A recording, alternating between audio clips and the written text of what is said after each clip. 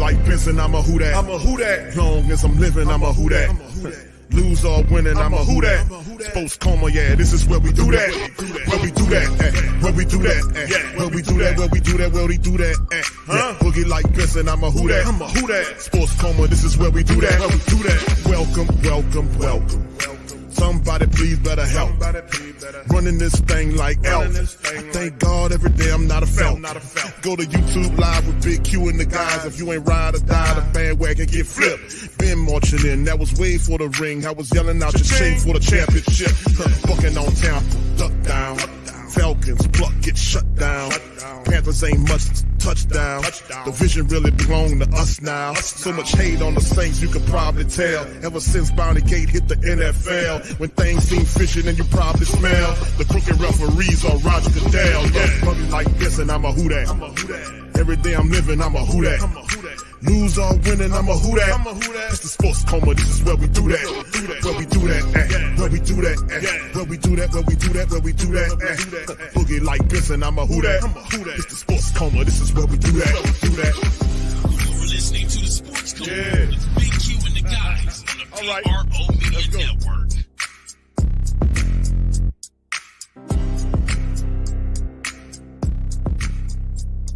Process, but have you seen Clint kind of assimilate with his teachings and those kinds of things? Yeah, look, I mean, I think the offensive staff in general is doing a really good job. You know, they're doing a good job of implementing the system, both with these rookies and also with the vets in the building.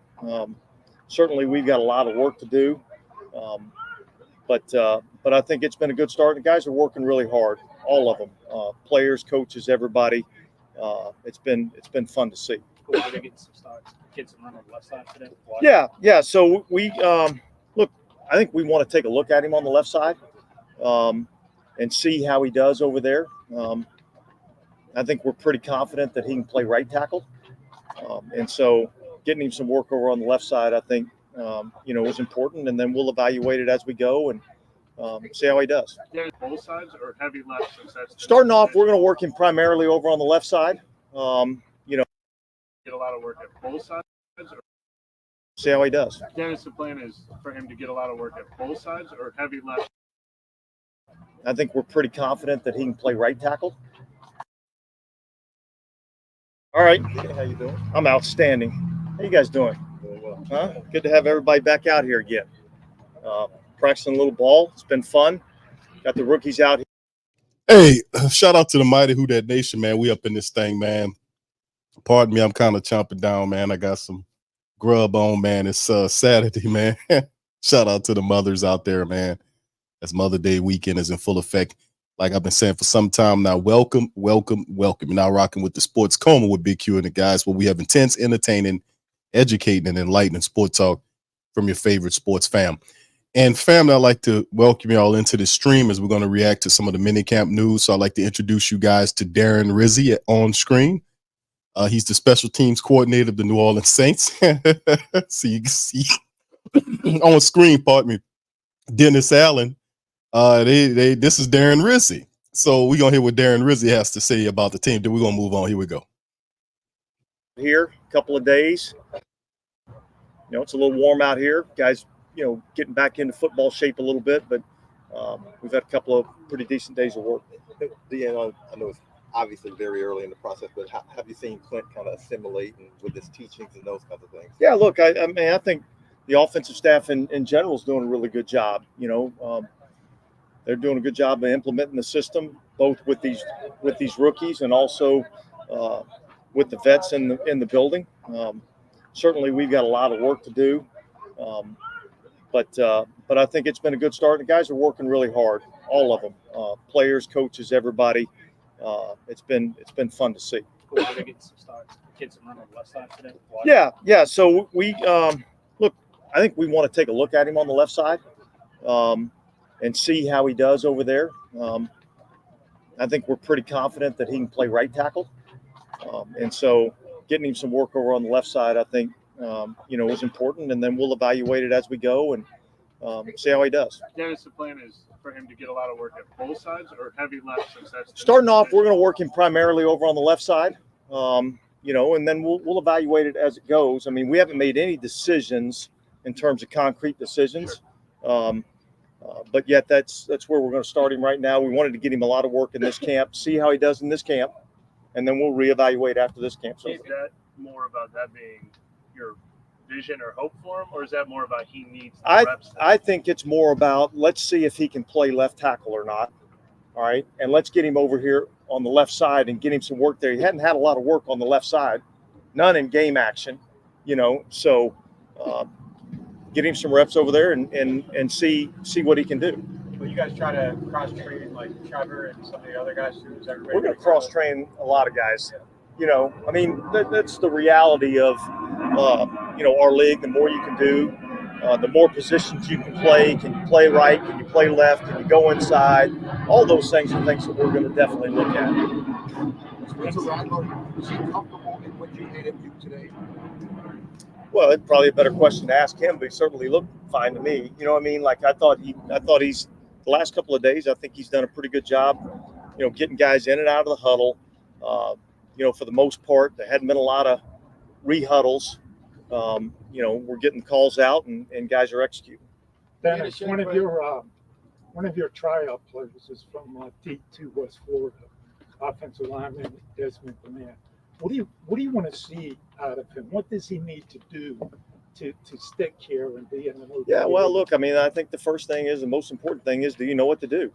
You know, and that's generally been the message to all these players, whether they're signed or they're tryout players, is we can't really evaluate your ability unless you know what to do. And so that would be the first thing, and then we'll kind of go from there. Coach Allen, your impression with Bo Means, he seems like he's confident. Yeah, look, I think for the first couple of days, I think he's done some good things. Yesterday, he got cut a little short with some cramps, so he's got to get himself into shape. But if he's in shape and ready to go, I think there's some talent there. He's big. He's got some physicality. He can run. You know, so there's a lot of good qualities there. I don't think we saw Aziram or Ford. Was there anything going on with them? Both of those are dealing with some, call it, minor injuries. With the moving parts of, you know, having the new offensive coordinator and rookie minicamp, I mean, how much of what you want to see has already started to show, right? How the offensive players are grasping the UBX system? Well, look, I mean, we're talking about a rookie minicamp right now, so we're like in the very infant stages of what we're doing. We've progressed a lot more with the vet players that we've had in here for the last 4 weeks. So, look, we're making progress. We got a long way to go, but we're making progress. That's what kind of is when you're bringing in a completely new system. What kind of is like the first thing you want guys to pick up, and how's the kind of helping? Yeah, guys well, look, I think the understand it? biggest thing is the verbiage. Yeah. You know, I think that's the biggest adjustment that, you know, all players have as they go from system to system. You know, I think the verbiage that we have now is you know, a little less wordy than maybe what we've had in the past, which I think, you know, can benefit, you know, our players and hopefully, look, I think the hope in terms of the system is, you know, that we can kind of simplify and get guys not having to think so much and get guys playing faster. And I think that's part of what we're trying to do. All good? Awesome. Appreciate it, guys. Fam, that was special team coordinator Darren Rizzi, as you can see the graphic indicated. He talked about several different things, and of course, like he said, not a lot to discuss or talk about right now. So, I mean, it is what it is as it stands, fam, in the situation with the Saints. And of course, we know when Dennis Allen stepped to the podium that to give an update on some of the things that we were going to hear from rookie minicamp. Not too much to really talk about. Some of the guys trying out. You know, we've seen some of the photos from yesterday with guys trying on their helmets and all this kind of stuff, and you know, and all this. And then, of course, the list was released about what players participated or were going to be in the rookie minicamp. As you can see, all of the draft picks of this year: Kool-Aid McKinstry, Bub Means, Spencer Rattler, and everybody else. And then, of course, the undrafted guys. So the drafted and undrafted guys of 2024 are in full effect. All of the practice squad guys who are currently on the Saints practice squad were in effect. Jordan Mims, John Wright, and all these other guys. They came in as well. And then there were a lot of other players that also participated in it outside of some of these. They added a few veterans in the tryout. Then they brought Kelly Mond back for a tryout situation. And you see Jalen Jones, who was a quarterback from Charlotte, has some application there. Another fullback, Malik Dunlap, a cornerback, Roderick Teamer, who's a safety from Tulane, and several other people involved in the team. So you can see it's a laundry list of different people here that are in Saints rookie mini camp. So it's from the 10th to the 12th. The Saints to get a sneak peek, because that's pretty much what it is a small peek of who these guys could be, and if they can impress to come back to meet the 90-man. They can probably get some of these guys to kind of move into the 90-man roster as we then get ready for the rest of the season, as we start to get to the other camps, and this is what some of that roster will be composed of. So not a bad start. And he's right on that. The fact that this is pretty much what it is. I mean, the rookies, undrafted guys, the practice squad players, a lot of these guys just getting started. And this is the onset of Clint Kubiak's system getting going. And that's what I'm focusing on right now. Is the biggest change to the Saints is the offensive coordinator. It's also the most important change, if you think about it, because the system has to work properly for the Saints to have success. And success means possibly a playoff berth. We can do what we got to do. Of course, like I said, very far off, still a lot of stuff to watch. But this is the beginning right here as we start to see people get onto the field. So the Saints have to do their due diligence on these players and pick the right collection of people, in the undrafted ranks, and give them an opportunity to see what they can do. Now, I was listening to some of it, and my thing is, I didn't realize, when they were talking about starting such and such off, and I wanted to kind of go back. I played it again. I was like, man, who the hell, I tried to go back and cycle back to see who he was talking about in terms of who he was going to start. It was kind of hard to hear because the reporter was low, the mic was low, and when they're outside like that, the airport is nearby, so the planes get to flying over, and then instead of stopping and waiting for the planes to fly over, he keeps on talking. He's trying to overtalk the airplane, and it ain't like you. A lot of people won't hear what the hell he got to say anyway, but I'm just saying some of the stuff that we want to find out about, like in terms of the offensive line position. He made mention of the offensive line. And and if I heard correctly, they were talking about Fuaga. Now, y'all correct me in the chat, man. Y'all correct me in the chat. And did y'all hear the same thing? Because I'm going to play it again. I'll try to see if I can kind of tune it up and play it again, so I can hear exactly what he was saying, because I was trying to follow what he was saying, and it was difficult for me to hear what he was talking about, or who they was going to start out at the position, because that's the question outside of the Clint Kubiak question is, who are the Saints going to start at the tackles? Well, Ryan Ramczyk is not good to go, so it's going to be the 2 first-round draft picks. It's going to be Fuaga and Penning, right? But okay, cool. So which spot do they play? Somebody got to have an idea. Now, if you look at a lot of the unofficial depth charts, they have Fuaga playing the right tackle, and they have Penning playing the left tackle, or some of them simply have Fuaga at left tackle and Penning backing him up. Some of them it's unofficial, so that's how it goes. But if you guys did hear, put it in the chat. Let me know if you heard what I heard, because I'm gonna try to see if I can and see what he was saying about that, about the tackle position. That's a good move. Hold on, I'm gonna try to tune this back A little bit, but we've had a couple of pretty decent days of work. Deanna, I know it's obviously very early in the process, but have you try to hear what he said about that, and that's the thing that I'm trying to get tuned up to figure out what. Seen Clint kind of assimilate and with his teachings and those kinds of things. Yeah, look, I mean, I think the offensive staff in general is doing a really good job.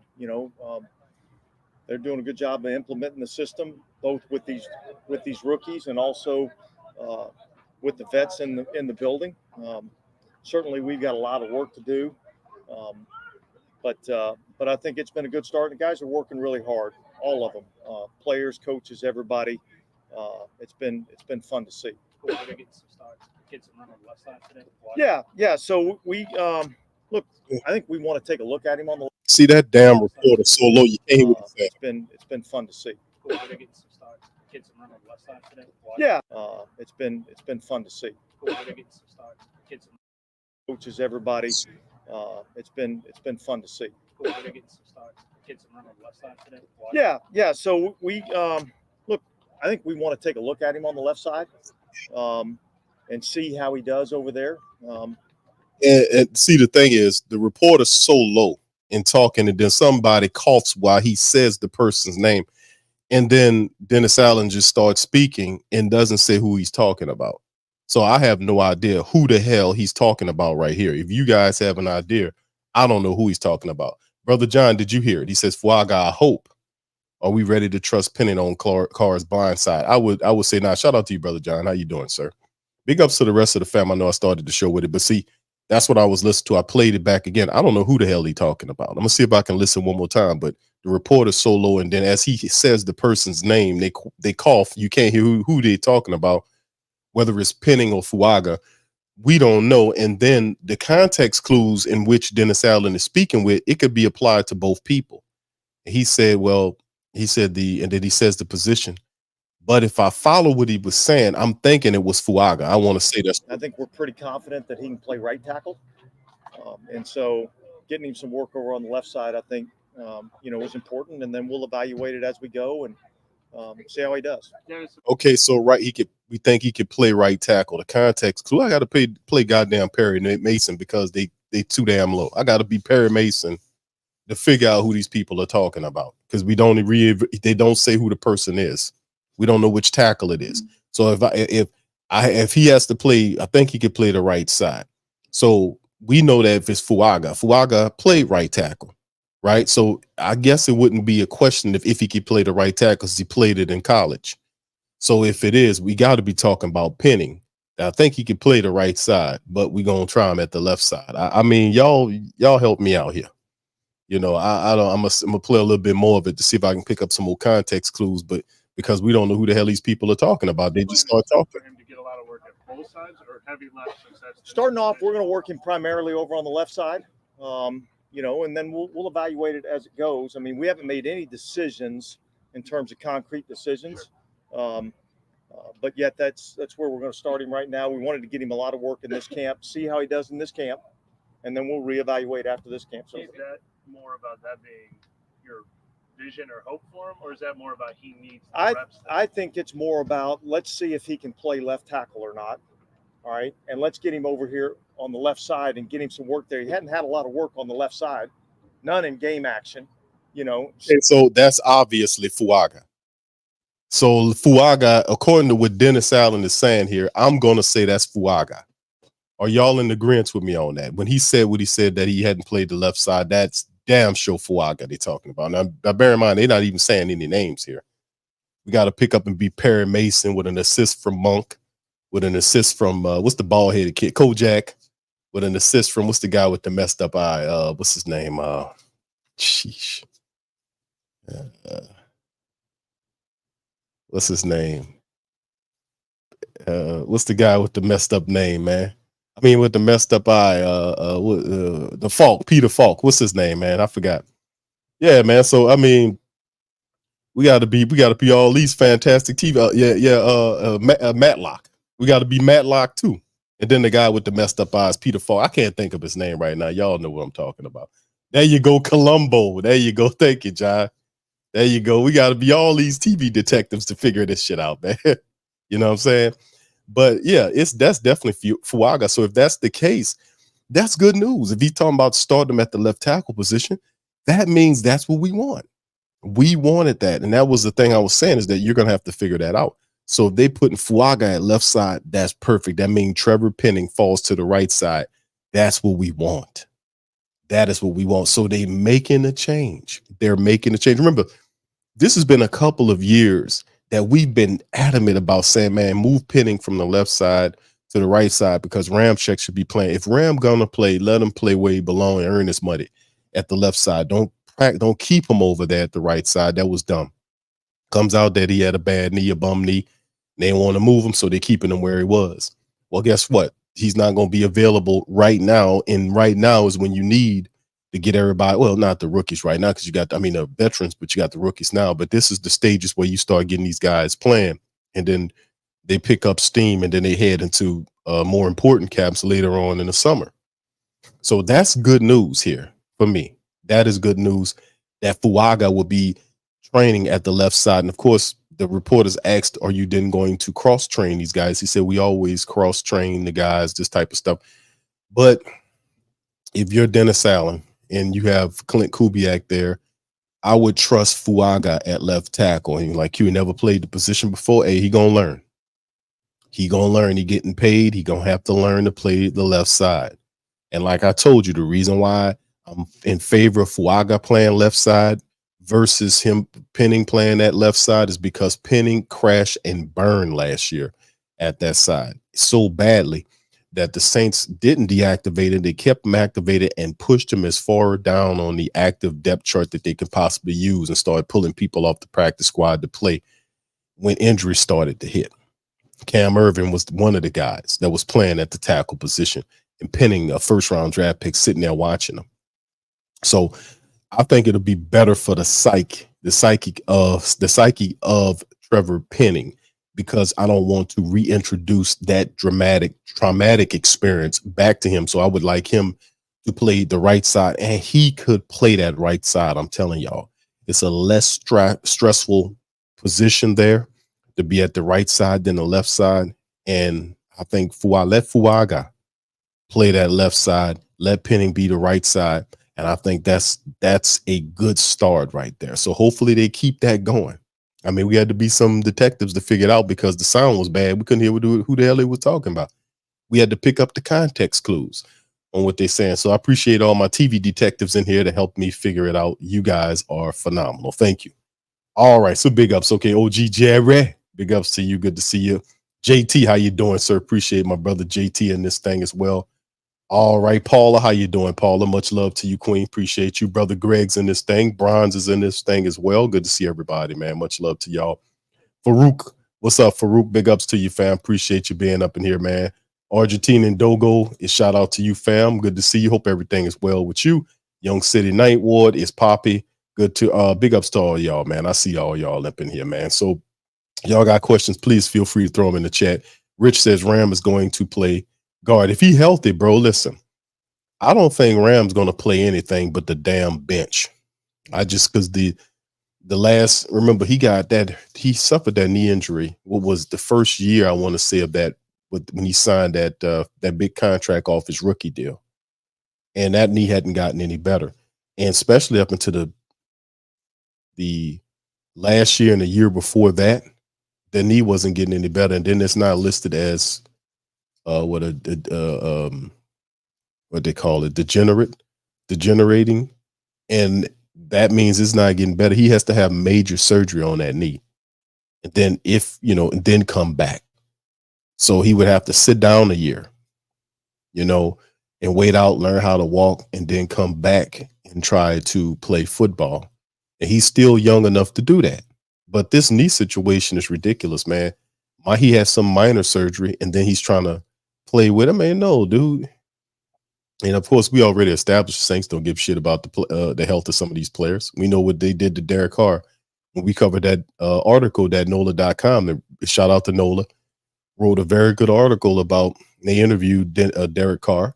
Derek Carr was talking about his injury. Like, he took 2 months off. He couldn't do anything because he had to rehab and all this kind of old stuff. And, the wonders of chemistry is all he going to say, how he was able to play through the season. And it was just shooting him up with dope and rolling him out there. That's awful, man. And then Penning, should have been shut down, man. Penning needs major knee surgery. He needs to be shut down. And good thing this is happening at a point of interval where we could do something about it. But I don't think Ram is going to do anything this year, and he shouldn't. He shouldn't do anything. That knee is not going to get better until he has the surgery and the major surgery. He needs to go and have that. All right, what's going on? What's up, brother Tim? How you doing, man? Appreciate you being up in this thing, man. Get rich or die trying, baby. Facts. 985 live in the building says, can you turn the captions on? It might pick up some of what they were saying, Q. Now, yeah, bro. I see I got you late on that, my brother, but I'm good. You know, we were able to figure it out thanks to the great Saint Think Tank, the detectives in the great Saint Think Tank. We figured it out, baby. All right, what's up, Willie, man? Where the hell you been at, man? WB3 representing the mighty Who That Nation says Penning, Dennis Allen, Chris Olave, and Brandon Ingram are all bums. Where Penning, man, is, man, I ain't gonna call the man a bum, but you have to look at the coaches, like, right? Coaches have to put the players in positions to be successful. Now, we've seen this, we've seen a recent resurgence from an offensive lineman that played for the Saints in the personage of Cesar Ruiz. And like I often kid, I used to call him Caesar Salad Ruiz because he was not very good as a guard. But Doug Marrone got him together, made him respectable enough for him to sign an extension with the Saints, even though last year wasn't a very good year for Cesar Ruiz. But he showed us enough that he could play the guard. He learned how to play the guard position. He was a solid guard. Why can't that be the case with the new offensive line coach for Trevor Penning? It's too early in the game for me to bum him out and call him, this, that, and the third. I think, Benton comes in, maybe he can talk. He got a different measurement because we all know that all coaches aren't created equally, right? And I think John Benton could do for Penning what you see Marrone do for Cesar Ruiz. So I think it is. I think that could happen. So I'm gonna kind of refrain from that, but I respect your opinion, man, because I agree with you on Dennis Allen. I'm not gonna say Chris Olave's not a bum, and Brandon Ingram, he ain't no bum. He was hurt, but like I said, we had a 3-hour stream yesterday. Was it yesterday? Yeah, yesterday. The Pelican Blueprint was the last one stream. We opened up the phone lines and stuff like that. We did that last night, and that's up there on the Pelican Post Game Report for y'all. If y'all want to check that out. All right, Red T says this is the facts. He says this is the Saints' fault for taking project players in the first round purely because they have elite physical tools. That there is a lot of truth there, Red T. Appreciate that. New Orleans native, how you doing, sir? It's been months. Yes, indeed, bro. We are back, baby. We back talking Saints. We in this thing. Shout out to you, bro. What's up, brother James? How you doing, my brother? You doing good, man? Shout out to you, bro. Willie says the Saints is a team full of bombs and the Pelicans also. Okay, bombs or bums? What you got there, Willie? I mean, what you kind of mixing them up? That's two different items, sir. A bum is somebody that could be viewed as a person that is begging or, or something like that. And a bomb is something that will blow your ass up. So, I mean, all right, those are two different things, my brother. Which one or the other? Because you could be saying the Saints are the bomb. Oh, okay. I hear you, brother. What's up, brother Byron? He says, Q, Fuaga left side, Penning right side. Yeah, I agree, bro. That's what it is. Willie clarified, said the Saints are a collective team of bums. Damn, Willie, say something positive, bro. What do you like about the Saints and Pelicans? Okay, let's counterbalance that argument. What do you like about the Pelicans and the Saints? Put that in the chat. It's probably gonna be 2 words. You're probably gonna say nothing. You know how Willie be doing.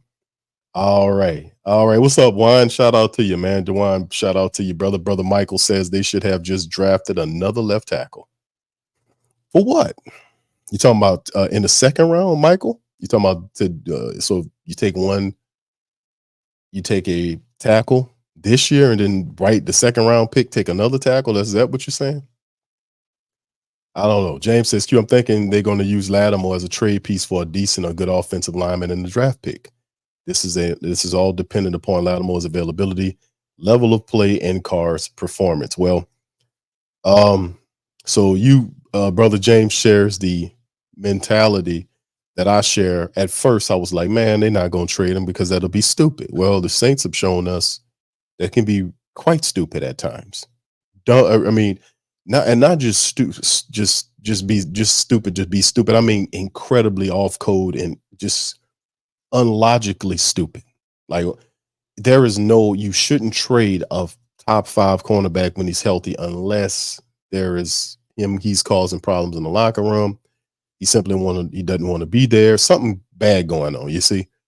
But that's not the case why the Saints have Lattimore on the trade block. He's on the trade block because the man on the screen here. He lost faith in the man on the screen. It wasn't, and remember, this is how they lie. Remember, this is how they lie. Mickey Loomis and Dennis Allen said there was no fracture in the locker room. Put one in the chat if y'all remember that. Put one in the chat if y'all remember that. Put one in the chat if y'all remember that. Put one in the chat. See, and the thing, it's not hard to figure. You just got to have a memory. That's all, because they say so much stuff. They don't expect you to remember all the crap that they spew. But that's what they said. Dennis Allen and both Mickey Loomis, because they were questioned about it because the reporters knew. The reporters were the ones exposing the crack. Shout out to Nick Underhill and Mike Triplett. Shout out to Cat Terrell. Shout out to, it was like 3 or 4 of those guys. I always give a shout out to, because shout out to Nick, shout out to Mike Triplett, shout out to Cat Terrell, because they were the ones that were talking about it and showing it. Matter of fact, Mike Triplett and Nick Underhill actually did the interview with Jameis. That was the year before last, about what happened with Dennis Allen. They were the ones that exposed the fracture that happened the year before last. They were the ones that covered it, and about Jameis coming out and having an interview and saying that he lied to me. He told me he was going to play me, stuff like that. That was, those guys did that. They exposed that. They exposed it. And then all of a sudden, there were players that were unsatisfied with the direction the Saints wasn't going, because, I don't want to talk about that. If you're not going the right way, we won't figure out what's the correct way. They didn't even do that. They just decided to pretend this whole little thing, and the guys not practicing correctly. Dennis Allen not disciplining these people correctly. There's no accountability. Him going checking nobody. There's no pressure from the general manager on him to perform better, to make changes at the offensive level, to spark the offense, to jolt the offense. Like, if the offense struggling, we seen it. Let me go over here. P. Carmichael, you're not doing too well. Listen, I appreciate what you're doing. I'm going to give Ronald Curry an opportunity to call plays the next couple of Sundays, okay? See if we can kind of turn this thing around. And P. Carmichael would say, okay, I understand, because you're not doing it. So we got to change it up. We got to win. So he would say, okay, that's fine.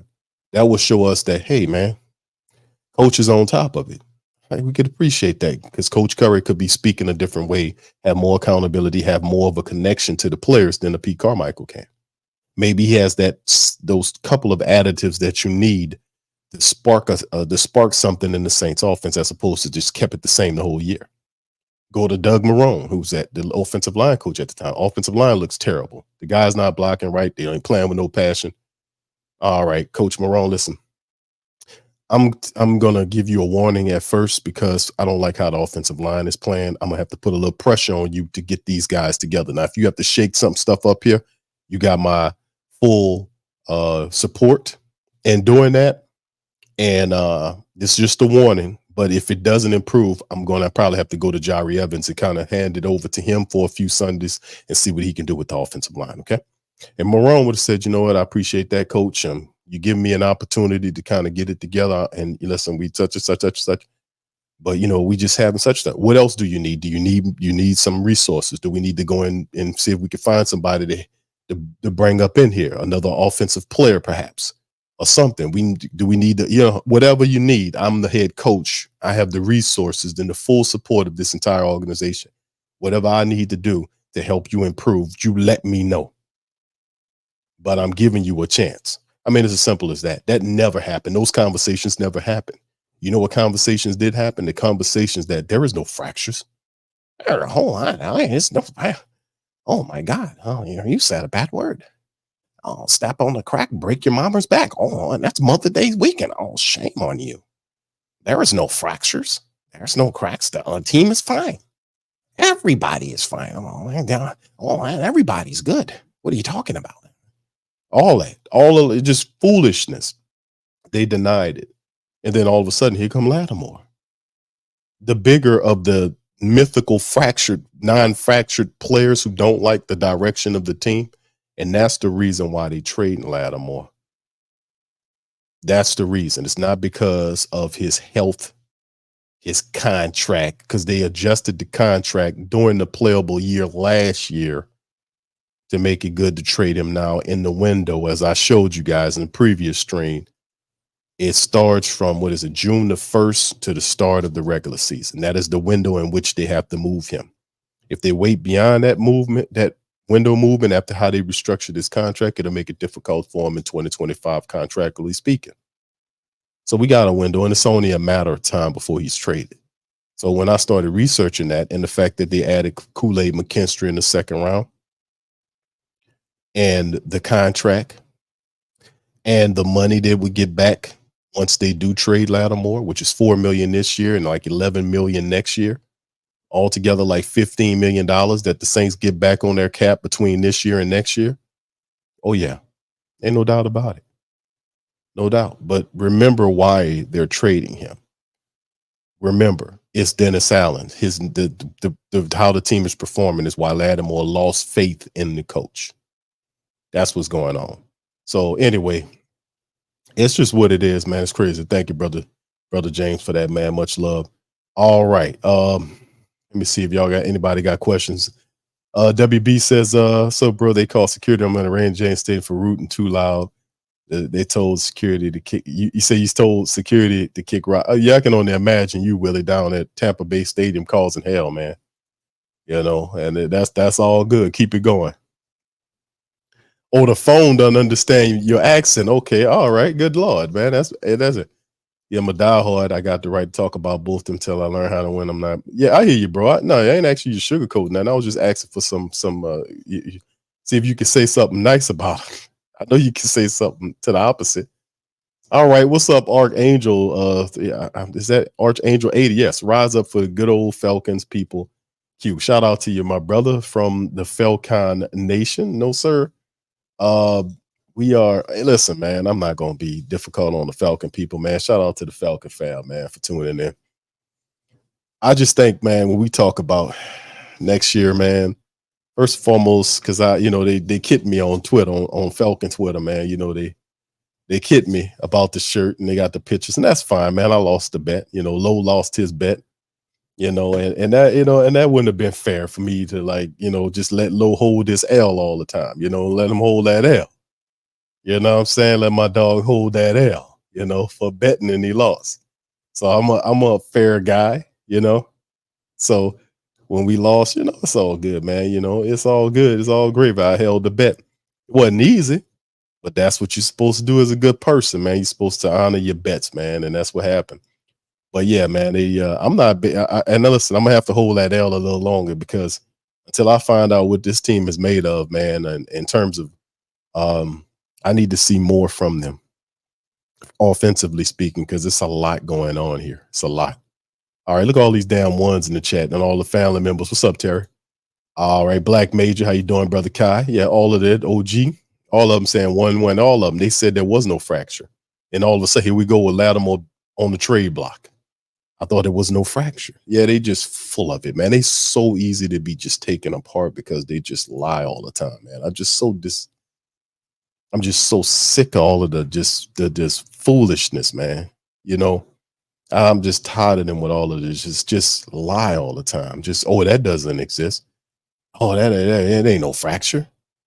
If you don't know there's a fracture, it's a fracture because you're trading a guy. And you got to have asked him, hey, man, why you want me to trade you? You didn't have that question with him? And he would have told you, hey, man, in this cool, smooth way, I just lost faith in you guys. Y'all ain't doing what y'all supposed to do. Y'all ain't doing what y'all supposed to do. I'm a top 5 cornerback in the NFL. Y'all ain't supposed to be doing me like that. We supposed to be winning the NFC South, doing our thing. Y'all ain't handling like y'all supposed to be handling. That's Ladder Daddy, by the way. That's what he told him. Mickey Loomis sitting there looking at him. Wow. I had no idea. Oh yeah, he clueless as hell. Clueless as hell. All right. Yeah, shout out to you. Okay, Red T says AK exposed it too. He was saying a bunch of stuff during. Yeah, he did. He taught one of the things he was saying that Elvin was saying about Red T was that they was false start in practice. They would false start in practice and wouldn't get in trouble. Nobody would do anything.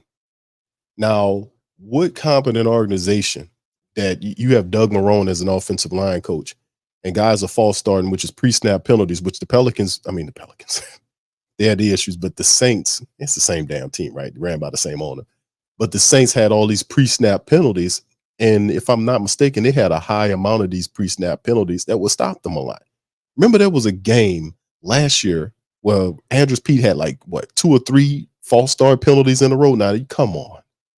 Remember that? Y'all remember that? Put one in the chat if y'all remember that when Andrews Pete had like, what was it? Like 2 or 3 false start penalties, or either it was 2 in a row and then they had a run or a play and then he got another one. It was something like that. Like, how do you have 3 false start penalties within the same drive? How do you do that unless you're in a undisciplined team? You know, it's not. That has to be changed. You can't shoot yourself in the foot. A big part of it. That's a part of the accountability thing that I talked about. And if you got guys at the top, you can't get around the accountability angle, because if you got other people there from different walks of life, they have to have something, some type of code that binds all of these people together, that they all have to apply, that they have to latch on to, that the code has to apply to. It can't be a code that only applies to certain people. It has to be something that applies to the entire team, from the stars on down to the third string bench players. Everybody has to follow the code of the team. That's all you have. And that's what you have to have. And accountability is one of those things. You have to be accountable. Accountability ties into you doing your job. Accountability ties into you being responsible for your actions and your inactions, meaning things you do and things you don't do. You are accountable. You're getting paid a healthy salary to play good football, constructive football, not bullshit, back ass, false start, disrespectful, dishonorable rather, football. Nobody pays nobody to be a dishonorable football player. You know, that's just not a real thing. If you're going to be given money, you're supposed to step up and do what you're supposed to do. And that's something that's supposed to happen from the coach, from the owner on down. But Gail doesn't know a lot about football, not enough as she's supposed to be, or basketball, to own all these teams. You got to know something about this, a good deal, or you have somebody that you hired, not somebody that somebody hired for you, but somebody you hired, because you have to put your stamp on a team. All I see is a lot of check cash coming out of there, and moves and people that's running a team that's taking advantage of the fact that she doesn't know those sports like she's supposed to. Because any owner that knew those sports like sports, you wouldn't be able to get over on them like that. And people getting over on her big time, man. I've been saying this for a while now. She need to learn what she need to get. She need to learn what she need to learn, and she need to hire some people outside of the Saints culture that doesn't have any connections to the Saints, that know football on 2 different levels and basketball on 2 different levels, and they advise her. And those people have firepower, which means they have the ability to reorganize the team or get rid of people based on her suggestions. Now, that don't mean that they won't take suggestions from Mickey or these other guys or Griffin or all this type of stuff. They can still do that, but they'll be counseled. They'll counsel her, and then you have the advisors that'll also say, well, the problem, and they'll work it out, as opposed to it just be what they say. I don't like that. Because you can't get rid of the guy now. He acting like he owned the team. He don't want to give up the general manager position, even though he done towed the team up cap-wise for years. Well, unhealthy $150 million quarterback for a guy. We couldn't afford that guy. We shouldn't have done that. We should have done something else. We should have been doing something else. We can't afford some of these players. And now we got to kick the can and hamstring the team. And then we're making Loma sitting up there like he a general manager, living off the Super Bowl of 10, however long it was ago. It's time for him to go. It's time, man. I read he says they're trotting Carr out there for all his injuries and not giving Winston another shot. Indeed, we know that. James said I was trying to get the players all bought in on Dennis and Carr are players. They stay quiet and play the roles of rookies, and they're willing to give up great players for a Q. Peyton had the same mentality. He did, but the only thing about Peyton is Peyton had the resume. So people would give Peyton, they would back off Peyton. Well, I was still tough on him, but they would back off Peyton because he had a track record of success that you could just kind of make you be a little bit more patient with him. You see, this guy didn't have any track record. He hadn't shown you anything. He hadn't done anything to say, well, he knows what he's doing. You can look at him in some of this stuff and you're just like, man, what is this guy? What are we doing? What are we doing and why are we doing it? And there is no adversarial thinking to these moves. Like, okay, we don't need to do this. We need to do this. We need to do that. Or there's no disciplinarian in a Mickey Loomis, because he's not a general manager. He's not a general manager because general manager will evaluate during the season. A general manager will hold people accountable. A general manager will talk to people during the season. He would talk to players during the season. General managers talk to their players during the season. Mickey Loomis don't talk to nobody during the season. He don't talk to the players.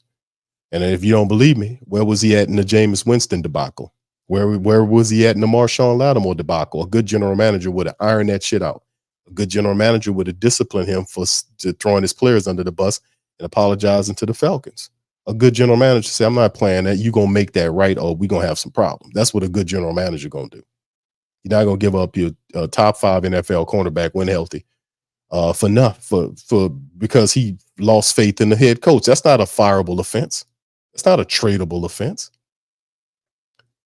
And that should be a red herring to Mickey Loomis. This how blind these people are.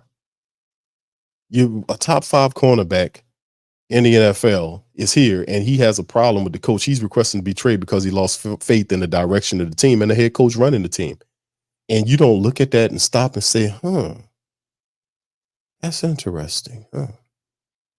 You know what? I might have to do some evaluating for the first time during the season. Let me go and warm up my clam chowder. And then you get your ass to work. That's what you should have did. But now this this guy's don't even counter. He doesn't even offer a counterbalance to the foolishness. It just goes along with it. Crazy. All right, Pelicans Nola, what's up, fam? Says WB Day man, that man knock you off the bike again. Oh yeah, I remember that. That was funny. Willie. That was funny, man. All right, that was funny as hell. 985 Live says, okay, now Q, my Mickey voice, you're making wild. Hold on now, Q, you're making wild accusations. Wow, that actually it's just crazy, man. Tim says Chiefs only got a second for Snead. He's young. All right. Yeah, Get Rich said, I lost faith in Lattimore. Yes. Well, Lattimore had some injuries, but he bounced back on some stuff, man. And like I said, last year, it was a freak injury. The guy rolled up on him, and that's when I seen it, I was like, oh man, here we go. And then it kind of took him out for the rest of the year. But ain't no doubt about it. If you ask me and say, hey, Q, are they going to trade Lattimore? I tell you, they are going to trade Lattimore, and it's going to happen between June 1st and the start of the regular season. That's your window, because that's when it'll be advantageous for the Saints to do it, because they can't do it right now because it'll take the cap money away. It'll hit them up in a negative way cap wise. So they're not going to do it right now. So they're waiting between June 1st and the start of the year, when after the June 1st, that's when all those they get some of that cap relief that from a potential deal from Lattimore. And that's why Mickey Loomis says he's not actively looking to trade Lattimore, which means that he's not going out soliciting his services, going, hey, do you want Laddie, man? You want Laddie Daddy? You can have him. Give me a second round pick. He ain't doing that. He just laid back with the phone line saying, y'all call me and we'll see if we can get it cooking. So, the contract is there. The replacement for him is there. Everything, the table is set, man. The table is set. And I wish they were this competent in terms of, looking at Dennis Allen. Rich says the biggest problem was exactly what you said, that kept PC way too long. That thing proved PC was lost. He didn't change to play more action until all you guys started to point it out. And that's what is always the case, fam. A lot of times it's you. Like we give it's the family members. It's you guys. You know, it's you guys. It's what you say, what you see. Because a lot of times what you see, you say, and you force the beat writers, you force everybody to go and look at what you're saying. And then all you have to stay is say it, keep saying it over, saying what you're saying, and then eventually they'll see it. I do that all the time, man. When I was talking about pinning, I'm talking about Mickey Loomis. People are starting to understand, man. When I've been talking about Mickey Loomis saying he's not a real general manager, I've been laying it all out. I've been telling them, like, this is what real general managers evaluate during the season. They do evaluations. They talk to the players. They iron out disgruntlement between players and the head coach. Where was Mickey Loomis at for a disgruntled situation that happened with Lattimore and others? Where was he? Where was he? His goddamn door closed because he's more VP than anything. He don't need 2 jobs is what I'm saying, man. But keep saying it over and over again. He doesn't need 2 jobs because he's more VP than GM, and he needs to be a VP and get the hell out the way of football decisions because he done told his team up. We need a different look on how we're going to handle the money moving forward. We got to do it different. We can't afford some of these players that they signed. That Derek Carr contract was monstrous. It was a negative thing for the Saints to do. And they did it because they was desperate and they didn't have a plan. And as a general manager, you can't sell everything with your current coach. You got to also know that, hey, man, I hired this dude, but it could be a possibility I might have to fire this effing dude if he don't do what he said. Now, listen, I'll give you a shot. But listen, by this amount of time, you don't have this going on, I'm going to have to get rid of you. That's how a general manager thinks. And he's not going to bottom out his team for the coach, and then the coach gets fired, and then the next guy come in, he don't have nothing to work with. You know, the idea is to try to keep as many good players as you can with good contracts and keep them happy with winning. People are upset with the Saints because they're not winning. That's the whole thing. You don't think I see that? I can see that. Well, there's no fractures. There's not cracks in it. We're fine. No, you're not. Then it comes out why you trading Lattimore then. Oh, wait, we're looking for some cap relief. No, ain't no cap relief. None of that bullshit, man. All right, thank you, Rich. Appreciate you, bro. Pelicans know the 6Q. Mickey and DA never tell us the truth. That's a damn shame, though. But that's more the same about the Saints and the Pelicans. I can get with Willie on that because I talk about this all the time. The Pelicans signed their head coach, Willie Green, their VP of basketball operations, David Griffin, and the general manager, Trajan Langdon, to contract extensions late last year and kept it secret until about 2 weeks ago. Now, today is May the 11th. Tomorrow is Mother's Day. Shout out to my mothers out there. So 2 weeks ago, put it right at May sometimes, just right at the end of the regular season. Look at that. They kept it secret. They gave them extensions last year, then kept it secret. And the reason why you keep it secret is because you knew you was going to get some flack back for doing that, because nobody that's competent as a VP or a general manager would, who have questions about a coach, give him a contract extension during the year and just let him coach under pressure and then see where the team goes at the end of the year. And then if you see somebody out there you like, you can go in a different direction. Look what Phoenix did. Frank Vogel, he was the coach of Phoenix last year. He had the same record as the Pelicans coach. They fired him after a 49-win season and hired Coach Bud, Coach Bud, a Budenholzer, who is a championship coach from the Milwaukee Bucks. He also coached from Atlanta. He comes from under the Greg Popovich tree. They just signed him to a $50 million a year contract. I think it's like 4 or 5 years to be the new coach. That's when you're serious about winning. When you go out there and say, damn, we got a championship coach that we know that can get stuff together. That's what you do. You don't sit there with an inexperienced guy who's too stubborn, who is not a strategist, and his crunch time game decision-making abilities is questionable at best. And it's 0-27 in games where they go into the fourth quarter without the lead. Just the statistics kick the piss out of you, don't it, family? It beat you. It kicked the piss out of you. It slaps you into reality. But this kind of mess we stuck in. He says, "Hey, Q, loved our Pels cast last night. You put Yeah, thank you, brother. Appreciate you there, Kevin, man. Thank you for being a part of that, man. I appreciate y'all for chiming in, man. We went all the way to after 12 o'clock. I had a long day. I probably would have did a little bit longer, bro, but 3.5 hours is pretty good, I think. Thank you for being there, bro. All right, Red T, so I'm convinced that even if we go 5-12, Dennis will still be. I don't think so, bro. It won't fly. He can't save him. That 9+ year definitely turns Dennis Allen. This is still the NFL. Even though we kind of in the vacuum with the Saints, Dennis Allen knows he has to win. He has to get this team into the playoffs to save his job. Another 9-8 season or 9+ year won't count. Sorry about that. But yeah, so yeah, my dog says discount. Philip says, thank you, Philip. Shout out to you, bro. I just subscribed to you, my man. The reason was because you tell it like it is. Couldn't have said it or heard it no better from anywhere. Who that for life. Thank you, Philip. Appreciate you, bro. Thank you, man. That's a compliment, bro. Thank you very much.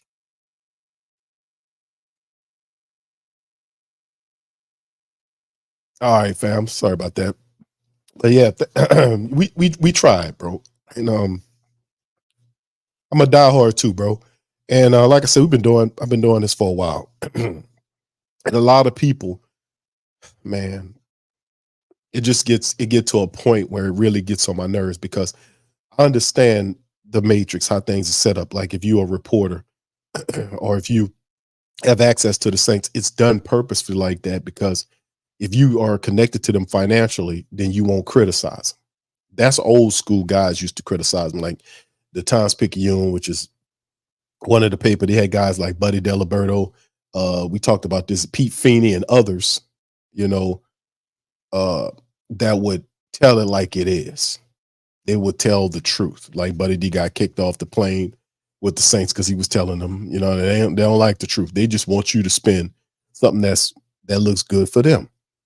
And a lot of these people, they won't go too deep into none of that because they understand the Saints get pissed off with them. They pull their press badge and they eating off of that. That's why it's like you can't give people that power like that over you. But if you play the game, that's how they play the game. I just want y'all to know that's how it go. You get me? That's why I talk like this. I want y'all to remember that, man. There's levels to this stuff. We all looking at it at the same way, but the critique level is different. And it's different for a reason. It's different from a reason. This is real talk I'm telling y'all, man. We all look at it differently, but we look at it differently because what ties do you have to it where it controls your vantage or what you are going to say about it. You get what I'm saying? You catch that? So yeah, man, that's how it got to be. The Saints don't pay shit over here. You know, I got several online businesses, and I do, you know, it's no, they don't nothing. So I talk how I want to talk. I tells the truth. You know, I don't get on these people just because. I get on them because if you fixing it and I see you fixing it, fix it without the BS. Don't come with the BS, the lies, the knowledge, the nonsense, because we're gonna call you out. We're gonna call you out. That's just what we do because that's our job. We're not gonna advocate for us to go and sponsor a bad product. I'm not gonna tell you to go support the Saints, and they all they want to do is make money. They ain't serious about doing nothing. You know what a serious team look like, family. Y'all know if you got people out there running around trying to make trades and I mean literally trying to improve the team. We weak here. Let me see if I can go get some veterans to help out here. You know, let me see if what else you need. Let me see if I can go get another wide receiver here, somebody with a bigger name and bigger resume here that might be disgruntled right now. You know, but a lot of that's messed up because the general manager had did some stuff and now you tied up. But it ain't his fault. It's C19. That's what he says. You know, and C19, that was 4 years. Yeah. That's what happened. No, it wasn't. That was 4 years ago, and billions of dollars have been made since then. It wasn't C19, bro. It was bad decisions with contracts and you cooking the books to make it happen.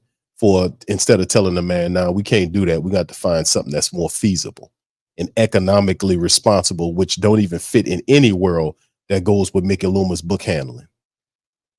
Now you on it just what it is, fam. Now you're gonna put a lot of pressure on these young people to do something right this year. That's what they need. That's the only way they can do it now because that's the road that we took. All right. All right, shout out to you guys. All right, Philip also says action speaks louder than words farther than anything I've seen. Thank you, Philip. Mine says Willie told BI in the post press conference to figure it out in the playoff series. Shaking my head, that should have gotten Willie fired. Not if you're not serious about winning. And I've been highly critical of David Griffin, who's the same as he's the Mickey Loomis of the Pelicans. To put it like that, except he don't have general manager powers. He actually has a GM. Same thing. No credible or smart VP or general manager would have done that. Would have done the type of things these men done. Kept Elvin Gentry when he first came here. He kept Bill Gentry for a year, then had to fire him. Hire Stan Van Gundy. After he fires Elvin Gentry, and Stan Van Gundy ain't coaching years. He was talking about the game on television for a while. And prior to that, he was an administrator. He was a general manager of the Pistons, and he destroyed that team. And then prior to that, he was a coach. How you go and get this guy here and talk about make him a coach? Who does that? Who did that? That showed you the guy don't know what he's doing, man. All this stuff about good human beings. We got a team full of choir boys, man, and then look how the OKC team ran them out of there. Good human beings with no hearts, no fight in their stomach. Man, get the hell out of here with that, man. Good human beings. We got a good family over here, man. Shut up. Mon says, remember Jim Mora got into it with that report at training camp. Yeah, they had some people that would tell the truth, and they don't want to hear that, man. You know, they don't want to hear, but too goddamn bad. We're going to tell it anyway. Mon says, Q, that's why we trust our local media, only you and others. I mean, it's a bunch of family members telling it like it is, but it's a bunch of kiss asses out there, man. I won't name no names, but y'all know who be kissing that ass out there. You know what I'm saying? Y'all know who be kissing ass out there. That's all I'm going to say about it. All right. Much love, bro. Thank you. Pelican Nola says, Q, congratulations to my daughter-in-law. All right. Let me see her name right. Emigia, is that right, bro? Pelican Nola, and graduating from college and becoming a respiratory therapist. Shout out to you. Shout out to your daughter-in-law. What it says? Emigia. Emigia? You know I'm bad with words. If I'm butchering, I'm sorry, Pelican Nola, but congratulations to you, your daughter-in-law. That's big, man. Shout out to you. All right, Arvin says Carr is not the problem. If he has a good O-line, which helps to free up the run game, he'll put numbers up. I agree with this.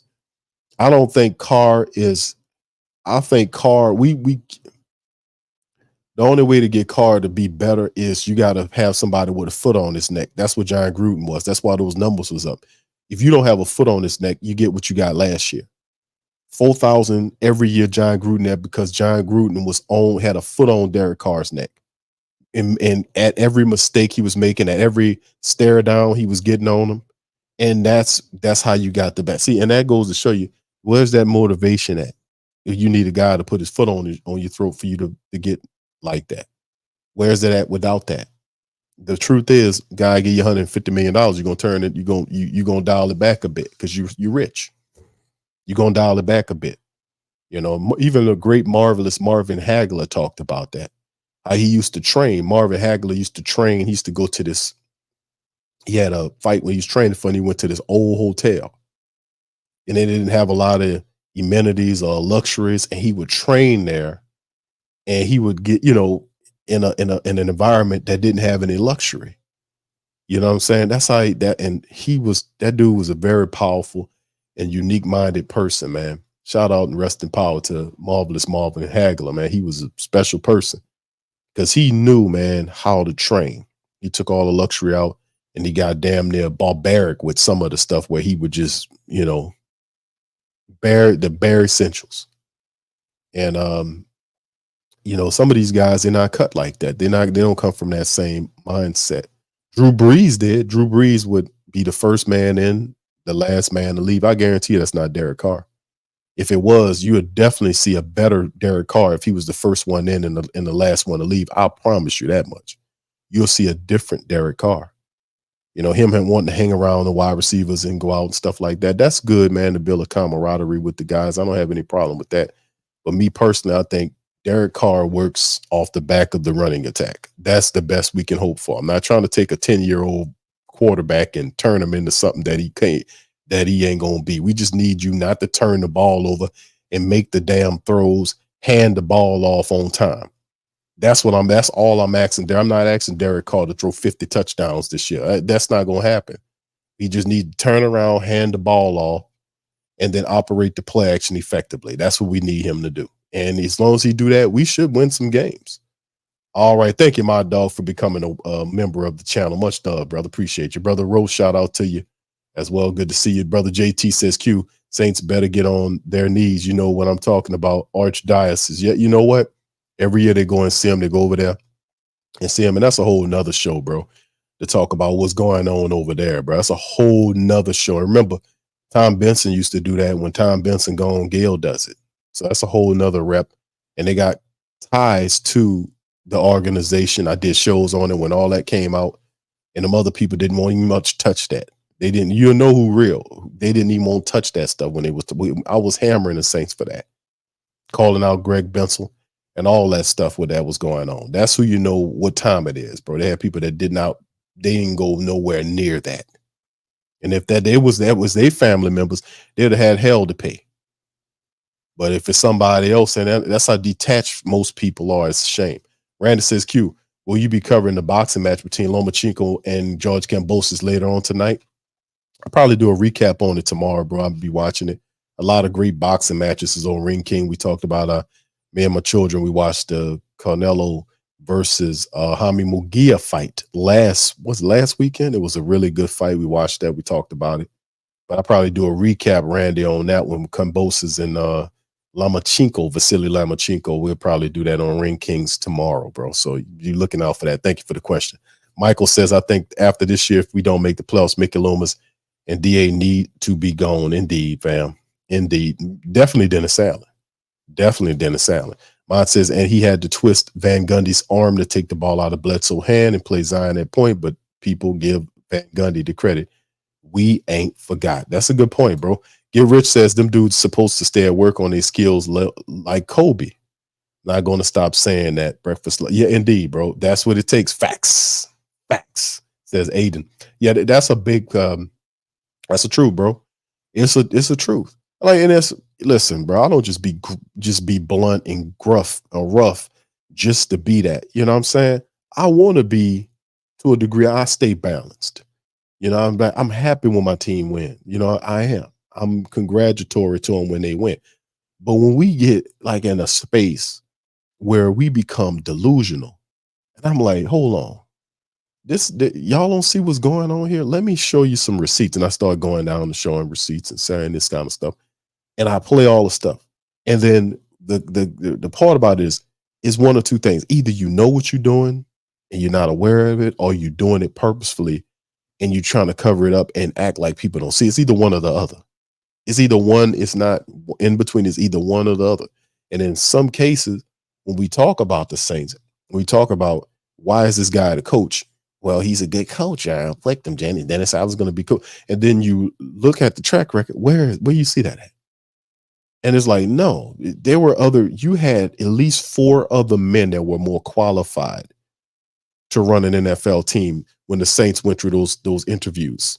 They had at least 4 guys I could say that was more qualified than a Dennis Allen for the Saints position, but it was a dummy race.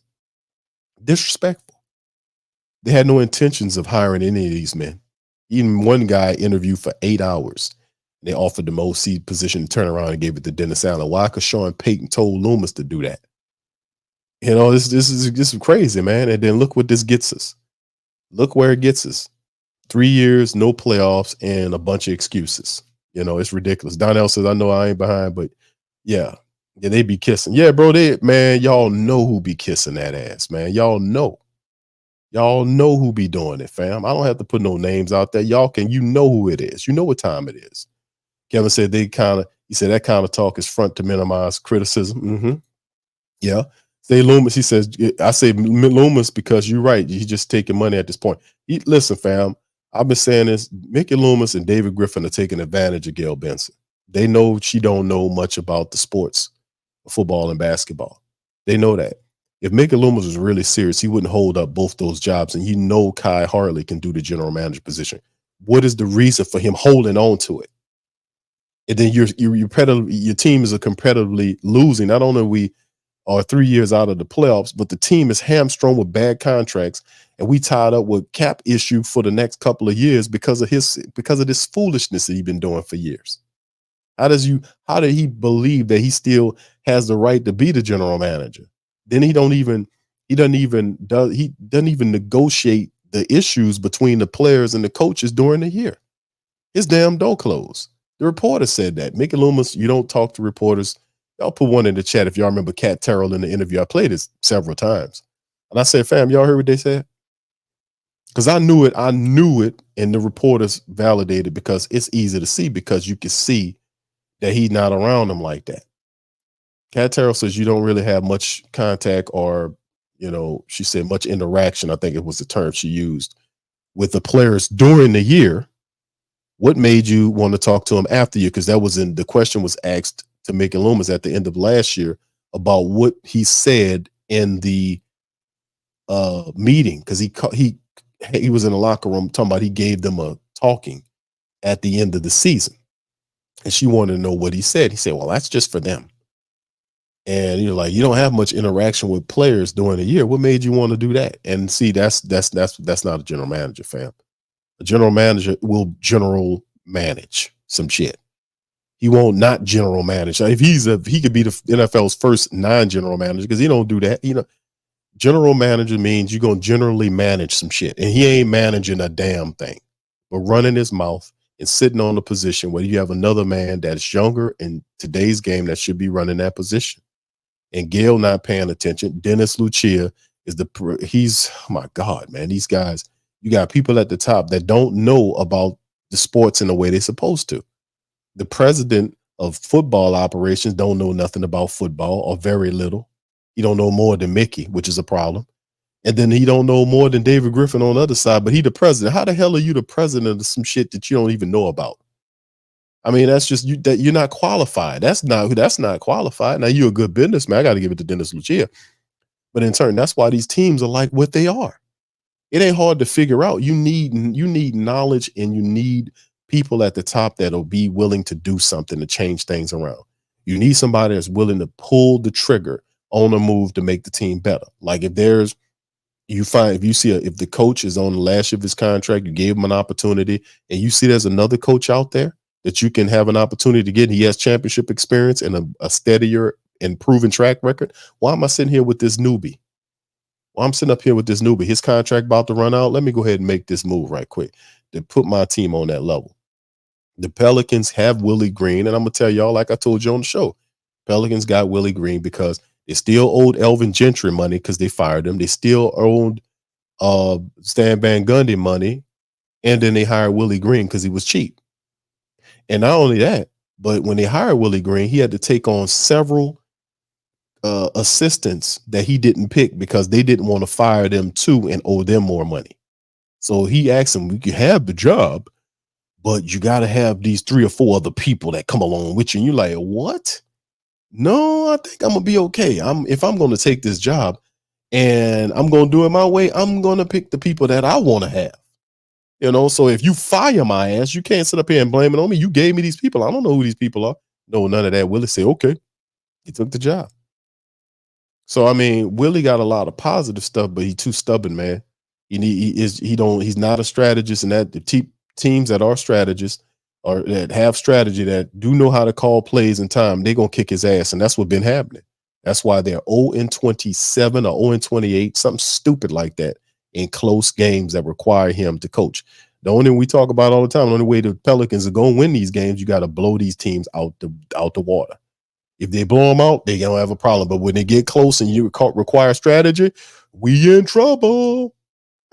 That's the God honest truth. 0-27 or something like that. I'm like, oh, what? How and why? But they won't. It's crazy. We got to do something, Brooks says, greetings from Germany. Keep it up, bro. Thank you, man. Thank you, Brooks Door, man. Much love to you guys out there. The Who That's out in Germany. Glad to hear from you, man. Appreciate you being in the stream. Elvin says, remember Loomis compared DA to, oh my God. Yes, indeed, Elvin. Yeah, man. I had a ball with that one, man. I was saying, did you hear what this guy just said, man? And not only did he say Belichick, but he said Bill Walsh and several other, yeah. Bill Walsh. Oh, I'm like, what? What are you talking? And then That's when I wanted him out of there. Because when he was doing that, you had no logical debate or any kind of logical mentality that you could say if your coach is stinking, you're supposed to be going to him saying, listen, man, I'm going to put some pressure on you, man, because listen, we need to win. We're not winning. We're not in the playoffs. These people are not wrong for feeling the way they are. I can't go and ask them to be patient for something and they've been patient and we ain't been doing what we're supposed to do. So you got to turn it up or I'm going to have to turn you off up out of here. That's how you got to start talking. This dude don't criticize this guy. This dude don't check him when he do off code stuff. The dude about to lose a top 5 cornerback because this guy on the screen here don't know what he doing. And the guy lost faith in him. He don't want to be on the team no more. So what Mickey Loomis's job is, he protects Dennis Allen. That type of dumb shit has to go. That has to go because the Falcons ain't playing games like that. They're running it like a business. All these other teams, man, they're not playing like that. You're going to have issues if you don't get this going. And Mickey Loomis is a problem. They're taking advantage of Gail, man. She don't know and they're taking advantage of them. I'm telling y'all what time it is. Aiden says the next excuse is going to be that Derek Carr ain't used to this new system yet for the reason. Always excuses, Aiden. That's the problem, man, with these people. And I'm not letting them use the injuries as an excuse or none of that. All the stuff that Mickey Loomis said while the Saints failed, he didn't mention Dennis Allen not one time. How you don't mention the guy that run the team? What are you going to do to get better? Did he read anything? Did he go to any motivational meetings and learn how to speak? He ain't not doing none of that. He just does what he do. He's all, as what you see him right now is what he's going to be forever. He's not going to be anything better than what he is now. Because it takes more. It takes effort, just like with you. If you want to learn something and do something in your life, you can't take what you, fam, it's common sense, right? If you want to make more money, and I said this several times in the stream, man, because I'm into that type of thing. That's my, I'm into that mindset. If you want to go to the next level of life, financially, anyway, I don't care if it's finances, family-wise, whatever, and you won't get there and you ain't got it here, you ain't got it yet, you got to add something here to get it. You can't, whatever you have right now in your life that you were able to obtain, you got it based on what you know right now. But if you want more, you got to add to it. You got to take it up a notch. You won't get anything more than what you got, except for what you have right now. You get what I'm saying? So at the end of the day, is what I'm saying is, if you want to go up to another level, it requires a lot more to get that. It means more information. Whatever you got to do, read new books, whatever you got to do, going to school, you got to get it from somewhere. Then you add it to you, then you go up a level, a notch. Because what you have is a culmination of what you know. So if you want more, you got to learn more. That's a common thread. It's a common thing, very commonsensical. And that's what I present to these type of people. What is he reading? Is he reading anything? Man, ain't reading nothing. He still talks the same. There's no accountability. The system that he's operating on, with his defense and all this kind of stuff, you still got to hold players to a higher standards. If guys start screwing up, you got to do something. If your offensive coach is struggling, you can't leave him alone. You got to go over there and give him the resources, all this kind of stuff. And I just don't see that within this guy's he's not it, man. He's just not it. We've seen enough of him to know that he doesn't have what it takes to get there. I'm talking about going to Super Bowls, not just some dumb playoffs. He ain't gonna let me drop my standards. I want Super Bowls. Does Dennis Allen get you Super Bowls? That's the question. Tedra says Allen said he's going to play new lineman at left guard. Who he got planned to play right tackle? Big Q. Well, what I'm hearing from him, man, is it ain't too many people you can look at and say, because I'm not including Ramczyk in the matrix. I don't think Ram goes this year. But if left tackle is Fuaga, from what I'm hearing today, right tackle is Penning, left guard should be Ali Udo. But they'll have competition there for the spot. But in terms of what it looks like to me, because Ali Udo is a guy that played in Clint Kubiak's system before, which means that I think at some point Ali Udo would be the guy that steps in at that guard, that opposite guard position. So we'll have 3 new offensive linemen. Now they might have some people that could challenge some of the rookies. I don't think they unseat them because the first round, unless they're really that bad where somebody pushes them out. But Landon Young's a guy you look at, but the Saints have to get value from the tackles, man. Your first rounders have to get value, especially at the tackle position. You're going to have to get value from those guys.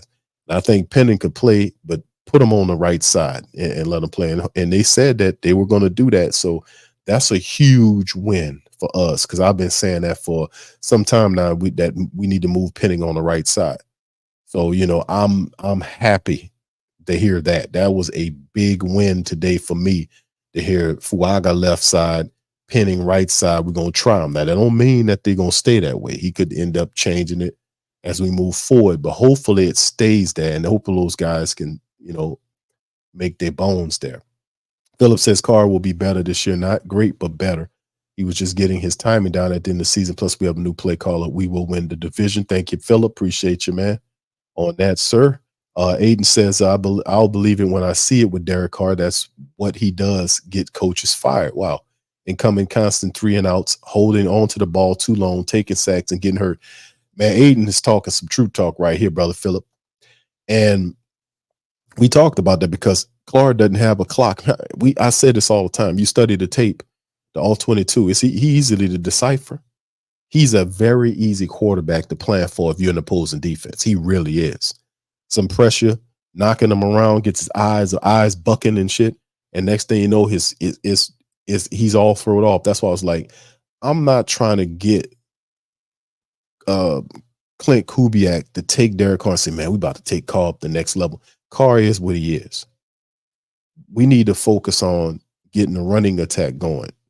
And once we get the running attack going, we get the play action going, then that helps. He looked like that last year. Saints had some of the play action going late last year. He looked differently. That's what we need to have. We can't depend on Derek Carr to win us no games, go out there and just start slinging the ball around. He's a gunslinger. He's going to get in trouble. He's going to think that he can fit every ball in every tight window that's out there. That's just what it is. I understand the gunslinger mentality. We had a Jameis Winston. Jameis was the same way. Jameis would take a shot and throw it, but he had an instinct with it. With Jameis, and his accuracy on the deep ball was actually pretty good. He would throw that ball out there because he trusted the wide receivers. He would give them an opportunity to make a play. But that's the gunslinger in Jameis. And Derek Carr he's a gunslinger, more gunslinger than anything, in my opinion. But yeah, as a gunslinger, he looking for the deep shot to throw the ball downfield. And while he's doing that, he holding the ball longer than what he need to hold it. And there was several times during the year where Derek Carr he doesn't have a clock in his head. Like Drew would say about, 1 Mississippi, 2 Mississippi, 3 Mississippi, and then you get the ball out of there. You don't stand back there with that ball, 1 Mississippi, 2 Mississippi, 3 Mississippi, 4 Mississippi, 5 Mississippi, because nobody can block for all of that time. Somebody gonna get through there. It's just what it is. He has to go through his progression, cycle through, and make the correct choice and get the ball out. And Derek Carr doesn't do that. That's why I was saying, listen, we need to just forget that and just have the running attack there. And then when the play action happens, when we start running the ball effectively up against the opposing defense, sooner or later, they're going to have to send that safety down there for run support. And when they do that, we got one-on-one matchups. He could take a shot. The play action simplifies the game for a gunslinger like Derek Carr. So that's why I was like, man, we won't see something go. We got to get the running attack going. But this is facts, Aiden, facts. What's up, Sean? My dog, Sean. My main question about Clint Kubiak is, why is he so available to us to hire him? Why is he so available to us to hire him? I don't know, Sean. That's a good question, bro. I don't know. And I'm going to ask another question on top of that question that you asked, brother. Why isn't he available for us to talk to him? Why isn't he? You see what I'm saying? The Saints haven't made Clint Kubiak available to the press yet. You had a private interview on WWL that was like 7 minutes, and you talk to all of the coaches, and really you need a 20-minute or a 15 to 20-minute. Let him stand up in front of some of these other guys, because the rest of these guys, they cool and all, but the biggest emphasis to the team to change the team is the offensive coach, the offensive coordinator. He's the guy that you want to have a 20-30-minute interview about to get inside of his head to figure out, do you recognize, do you know where you are? Do you know what you got to do to get this together? I know you got the established identity aspect of it. You got to bring accountability. Do you really know what you got going on here? That type of stuff. And then hear what he has to say. He hadn't been made available to us like that. They kind of keeping him tucked away for whatever reason. I don't get that part of the game. I don't understand what that's about. Thank you, Ice Man. Appreciate you, bro, for the $1, bro. Appreciate you. Much love to the Iceman. Philip says if Carr doesn't look good after a few games, Allen's job on the line. I believe we will see a different QB this year if Carr doesn't perform. Thank you, bro. All right, it's another one from Iceman. Says Gil not knowing is an excuse. We suffer for that. Thank you, Iceman. Iceman got another one. Says why can't she take the initiative to learn? Because, bro, that's just Gail. You know her background. She's an interior decorator. You know, and she's been at the owner meetings. So she was Tom Benson trained her to be an owner, like to know about the business. She goes to all the league meetings and all the other stuff. He had her going with her, a few years before he passed away. He knew, he had to get her together because he basically, with all his other children, he done wrote them out the will. So it's all on Gail, and of course the children and Gail didn't get along. The children seen Gail as a threat. And obviously, they didn't have to play it like that, but it got really nasty before he passed away. But I don't think the thing is Gail knows how to be an owner, but she's a trusting person. And it's just like Tom Benson left her with these people and say, these are my guys. These are these guys. And that's how she approaches it. Like, this is Tom's guys, and I wouldn't dare do such. And that's how she approaches it. And then Mickey Loomis and all these other clowns, they running around here and they taking full advantage of that. Mickey Loomis shouldn't have that general manager job. Him sitting up there talking about he might keep it for another 10 years. And I'm like, that's just, man. And the thing is, you got the president, really, Gail is one thing, but the president of football operations, the president of the basketball operations, the same dude. And he don't know. And that's why I was saying, the fix that is simple. You can leave Dennis Lucia as the president of business operations. He handles the business. He's a good businessman for the Saints and the Pelicans, but the separate, there need to be two separate people over the top. That's not him. There need to be a real president. He needs to be, president of operations, business operations for the Pelicans or the Saints. There really needed to be another guy or gal at the top of the team. Each one of these teams that has the understanding and the vision for the Saints and or the Pelicans as well. And they two separate people that's operating here. And there has to be them making these people do evaluations, because Dennis Lucia is not evaluating Mickey Loomis. He's not. He's not evaluating them, and Mickey Loomis is not evaluating Dennis Allen. They're not doing no evaluations is what I'm saying, because if you were evaluating, you will see change in these people. You'll see more of a system of urgency, and you don't see none of that. They're comfortable as they can be, and that's not a good thing to have. So that's why we see the Pelicans like what they are with the Pelicans. Well, they won 49 games this year, and they had that second in the most in franchise. The Pelicans, as a whole, we've been a pathetic ass organization, fam. I'm just gonna say it. We have. We've been a garbage ass.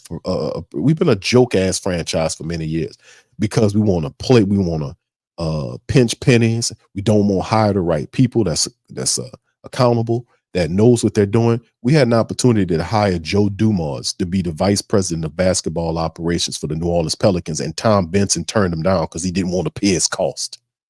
And you know what happened? He took the spot he opened up, he created for the VP job, and gave it to Dale Demps, who was already the general manager. So he had two hats on. He didn't want to pay the cost. Being cheap. That's the problem here. We got to create a family. The hell with all that. If you create a family of winners, when we start winning, we'll be together. I don't want a bunch of people that's going to get to a point they regular season doing this, that, and the third, and then they get mollywopped in the playoffs, 0-4, disastrous. Same with the Saints. I mean, you try to tell them they don't want to listen, so then you start taking their money back. That's why I'm saying, man, take your money back. Don't give it to these people. Don't give them your money unless they show you something. And I ain't talking about after 4 or 5 games. Wait deep off into the season. See if they can get 9 and 10 wins. And when they start looking right, then you jump in there and say, okay, all right, I see what time it is. Now y'all earn my money. Don't just give your money away. It come too hard, fam. You dig? Philip says, can anyone tell me what they have against Jimmy Graham? I thought that was just a horrible year last year with the Jimmy Graham thing. They needed red zone scoring, and Jimmy Graham basically sat on the bench, and dumb Dennis Allen didn't do a damn thing to motivate Carmichael to get him involved. Jimmy Graham was a 6'7" tight end that you need. You could have used him in the red zone when the Saints was having problems scoring in the red zone. And for weeks, he was just inactive, a healthy scratch, just sitting up there watching while the Saints struggling. It's amazing. It's amazing. Kevin said they're not going to do that Q too much on the payroll. Well, you could thank Mickey for that. And they said, hell no, they're not. They comfortable. That's the problem. So as we face it going forward, like today in the recap, just to get back on code, or what we looking at today, what we learned from today's presser, to just give a brief recap with the family members today, as we hearing that Fuaga is going to get an opportunity at the left tackle position, and Penning is going to get an opportunity at the right side. We know Fuaga is going to be the left side. Now, this is what they're going to see during the rookie minicamp, and if they like what they see, they'll move forward. If not, then they'll do something else. But this is probably the most positive news that I like, because I thought that Fuaga should play left tackle because your only alternative is Penning, and I don't want to have Trevor Penning to go back to the side where he failed miserably. And I understand the logic of people say, well, Q, you got to send him back over there to correct. No, because the dude was dealing with confidence issues, and I think that he needs a positional reset, which means he should play at the right side. And I think he can play the right side. He should be on the right side. So that's a positive thing if that is indeed the move. So that is positive from what Dennis Allen was saying. So big part of the success moving forward in terms of the Saints, offensively speaking, because people got their eyes on the offense, is what does the line look like? So I'm going to say it again. And I was saying it prior to the rookie minicamp and the shows. I was saying basically, family, that the line, I think it, and just peering at it right now, if injuries impact, I don't think Ram plays this year. That's number one. But left tackle should be Fuaga. Left guard should be Ali Udo, because Udo is a guy that they brought in here. He has some experience with Clint Kubiak's system. Of course, the center's McCoy. Right guard, Cesar Ruiz. And the right tackle should be Trevor Penning. Now, John Benton is the offensive line coach. And what I'm hoping for is like he can get all these guys, because that's the tackles are athletic and strong. You just got to get them there mentally. You see what I'm saying? And then in terms of the left guard, Ali Udo, you can watch film on him. He's actually a pretty decent guard. He's not something to brag about, but he's a decent guard for us. So, but there's still a lot of room for people on the depth chart to pick up, to run out. Shane Lemieux is a guy that is a pretty solid offensive lineman, but the guy can't stay healthy. He's healthy now. Maybe he can break that he had as an interior lineman. There's Landon Young there. Question marks about Landon Young. Is he ready to take the next step to be a quality reserve for us, or maybe kind of see if he could push forward for a minimum to see if he can try to take one of the positions. And we got other stuff, because really the backup offensive line position, tackle, guard, and center, really the tackles and the guards, we definitely could use some people. Nick Seldeveri is another guy that we don't know what he could do.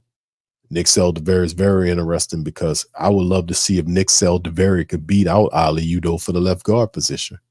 I would really want to see, can Nick Seldeveri beat out Ali Udo? But Nick Seldeveri was hurt last year. Can he be healthy and challenge Udo for that left guard position? Because I really think, I remember Seldeveri playing in college in the Senior Bowl, what was it, the Senior Bowl, the Reese's thing? That's when the Saints really seen him. And he was a pretty solid player, played multiple positions, very solid, strong, good footwork.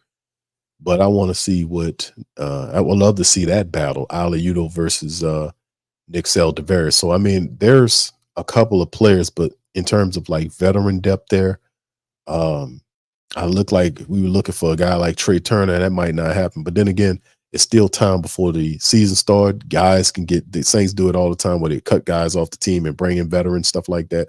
We see that happens all the time. And it's like Dennis Allen said, this is really the emphasis of starting off with the rookie minicamp, getting the guys in, getting them tried out, getting them fitted up, seeing them in the Saints uniforms, our draft picks. Kool-Aid McKinstry still hadn't signed, by the way. He's the only other one that's still out there. But the Saints, we're going to see, man. The big question mark to me for the Saints moving forward is the offensive line. And once we get the offensive line stuff solidified, we got to run the ball.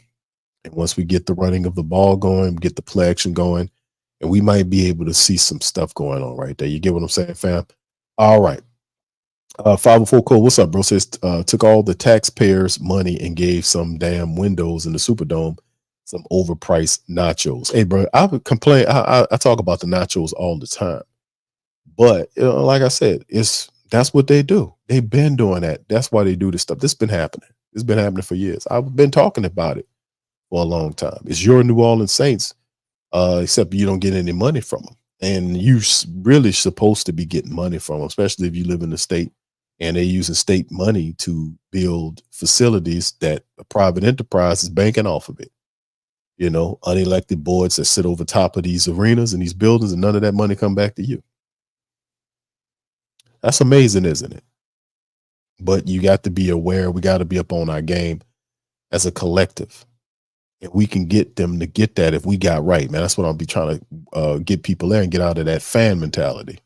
But look at this. This is something here. Talk about that Dennis Lucia, who's the senior VP CFO. Well, hold on. Team president Dennis Lucia and senior VP CFO Ed Lang and a rep from a realty company are taking the media on a tour of an extensive $12 million renovation being done at the Oshna Sports Performance Center, the same Oshna Sports Performance Center that took taxpayer money to build it. All that was built by taxpayer money, by the way. And the renovations are a part. They spent $12 million in renovation, but if you kind of look up that this $12 million renovation is a part of the $250 million renovation that the Saints ultimately had got from you some time ago. So, and it is just a part of the game. So that's it right there. Some of the stuff that they're showing you, the renovations that are going on right now. That's why they're shipping them out, because they're working on the cafeteria and all this kind of stuff and adding to it. And shout out to Crescent City Sports. They made mention of it here and showed a few things here. As you can see, let me see if I can show you a few of, well, it's the same thing going on, but it shows you the fitness areas. And remember, a lot of this stuff is being done for the Saints, and they also have to do it for the Pelicans, because they at some point they was sharing the same things, and that just didn't make any sense. But as you can see, they talk about it here in this article right here that they showed you, that the primary obstacle to having the 2024 training camp on site was the absence of a cafeteria capable of accommodating 150 plus players, coaches, and administrators that are fed daily during camp. So the training camp will be held in Irvine, California. Though the offseason program and the final days of preseason practice will be held at the Metairie headquarters. Lucia said, and he said here, Saints are trying to squeeze a year-long project into 9 months. The front office settled into a brand new draft war room. Y'all seen that on television for the draft 2 weeks ago. Even with the accelerated schedule, the project isn't scheduled to be completed until November, though Lucia hinted that an earlier completion is possible.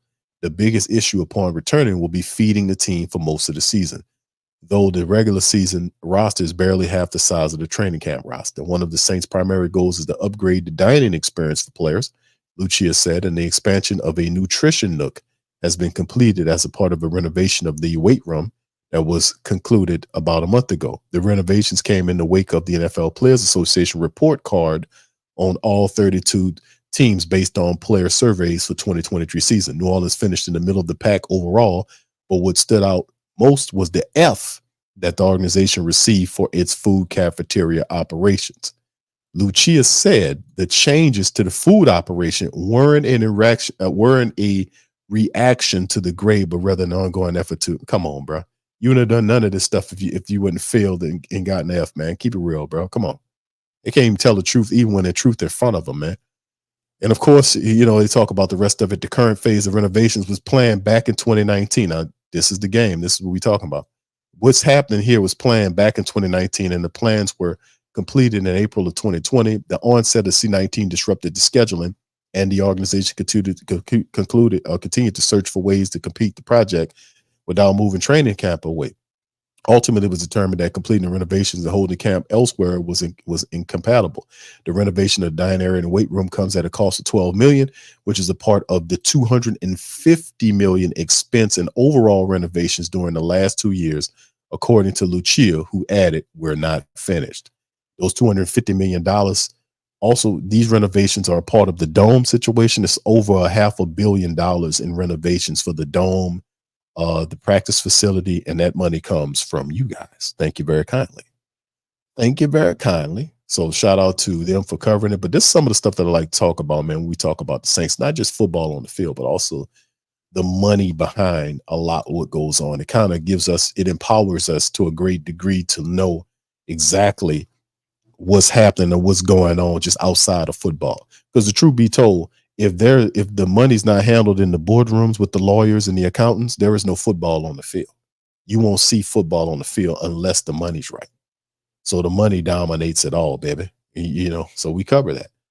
All right. So anyway, Philip says they are definitely not a family like we were doing our Breeze era. He's gone and took all the team spirit with him. I don't understand why Drew shouldn't be some kind of way affiliated with the Saints in a analyst or a advisor role. I don't understand that for nothing. They'll throw money away, but you can't throw Drew Brees in there, some type of advisory capacity, a consultant role. Drew Brees? I don't understand that. I don't get that at all. I mean, that's what I would be looking at. Sean says, seems like the fan base is just waiting for Carr to fail and Rattler to start. I actually think that, like I said, I think Carr works in the right way. Running game, play action, stuff like that. But if you're saying go win us a game, and I don't think it works. So I'm not as a Carr basher or Carr analyzer. That's so funny. As some people, because and you know what, they seen enough. Like Carr turned a lot of people off, and that Carr, all these Carr puns are are intended.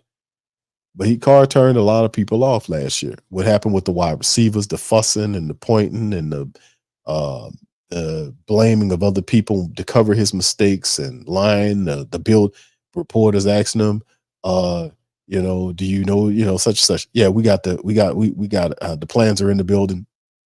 We know what we're gonna do. Yeah, we got everything in the building. We got to figure it out. It's in the building. Reporter asks them, what are they?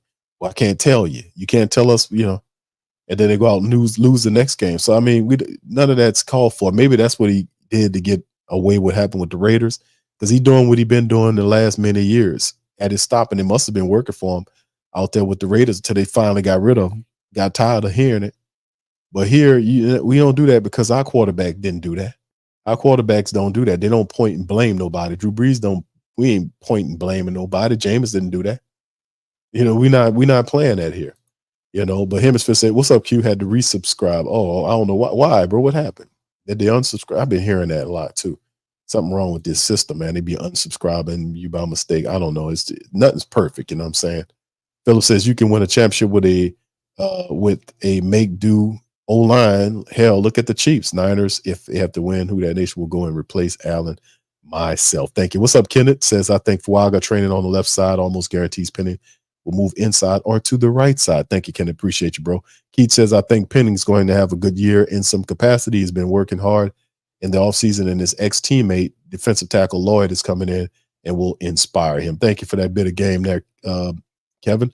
Trey says, great Saint. Tank is in the building. Philip says, Penning has to have seen all the negative talks about him. If he doesn't motivate him, nothing else will, and we will know he's definitely not a competitor. Yeah, he was catching hell last year. A lot of people calling him a bust. He admitted that he was dealing with confidence issues, and like I know, a lot of Penning's game is he's a bully, and I mean that. Like when Penning came in, it was him. And let me see if I could pull some footage up, fam. Y'all remember that?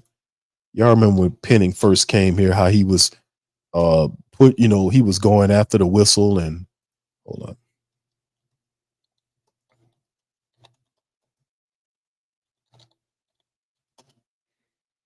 When Penning first came, he was doing it all, man.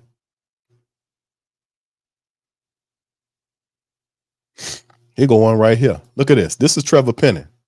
This was Trevor Penning. This is what he was doing. Look at this. Y'all remember this? Number 70. Look, he blocking JT Gray. Look, that's what Penning was doing, shoving, pushing, pushing. Look, and then he go after him. He pushed the guy. Look at that's the Penning that we knew. That was the Penning that we knew. This was the guy. Penning would get there, man, and that's the mean offensive lineman. And he would block you. He would get in front of you. He'll fluster you, frustrate you, and that's what Trevor Penning did. That's the Penning. He was a bully offensive lineman, and he hadn't played like this since his rookie campaign. So, like I said, when I put the tape on, and there was many different cases where Trevor Penning was having these type of issues in camp. And he had that bully, and to me, that was a good bully. Like, that's how you're supposed to play. You need that type of mentality. Of course, you got to play under control, but you needed that type of energy, the mentality or mindset. When you're running the football, you got to have that type of mentality. The Saints ain't have that a lot, but Trevor, noticed now playing some of this stuff, family. Trevor Penning, a lot of that went away. He wasn't playing like that. Here go another one. He's blocking a linebacker. You see the extra stuff and pushing him. Look at that. Look at his footwork. Look at left side in the practice. I mean, look at him. He gets around you, uses his hands to stay and his arms stay in front of you. He's strong. If we can get him back confident, it's a lot to work with Penning, man. It really is, fam. It's just like I said, a big part of his game, Penning's game, is him confident, him playing confident. But this is the Penning that we talked about. Like when he first got here, this is the guy that we was like, man, look at that guy. Look what he doing, man. He doing this, that, and the third. We love that. We love that. But notice that all went away. You ain't see none of that last year. So can we get this back under control? Can we get this back? That's what I'm saying, man. I had to replay the tape on it. The family forgot it because it's almost a different guy out there. What is Trevor Penning without that? What we just seen, that aggression. I mean, he got to play with that confidence. He has to play with that confidence. He has to reestablish that again. MSSQ Drew don't want to get into coaching or anything to do with the team other than visiting the team on game day during training camp. Drew is loving his time being a dad and a restaurant owner. I ain't mad at you. Thank you, Hemisphere. Sean says Carr's own teammate don't even respect or trust him. That tells you everything you need to know. Thank you, bro. Kevin says Norman Hand used to get lunches delivered from Elmwood Fitness Center. Okay. James says Facts Q's been thinking about getting Drew in offensive capacity could have come out of all. He said, hold on, let me read that again. Thinking about that gets Drew in an offensive capacity that could have come out all cylinders. On all cylinders. Good Drew on staff, draft young QB, hire Bieniemy, etc. It was all in their hands. Yes, indeed, it was, and they did what they do. What's up, KK? Shout out to you. How you doing, baby? Shout out to KK, man. Good to see you. How you doing, peoples? You all right? What's up, Tasha? How you doing? Shout out, Sean in the building. My dog Sean all in the building. Big ups to Tasha. She up in this thing representing. Much love to you. Appreciate you. And hey, while I got all my ladies in the house, the queens, man, look, happy Mother's Day to all my mothers out there, man. Big ups to you guys. Y'all enjoy y'all weekend. We know tomorrow's the day, but for all my responsible mothers, that tomorrow is for you. Okay? All my beautiful and responsible mothers, tomorrow and this weekend is for you. Okay, you got to specify it because you ain't being responsible handling your business, then you need to sit your ass down somewhere because that don't apply to you. All right, shout out to y'all, man. All right, but yeah, Kevin, you see what I'm saying, man? That no problem, Todd. Shout out to you. All right, but yeah, this is the guy.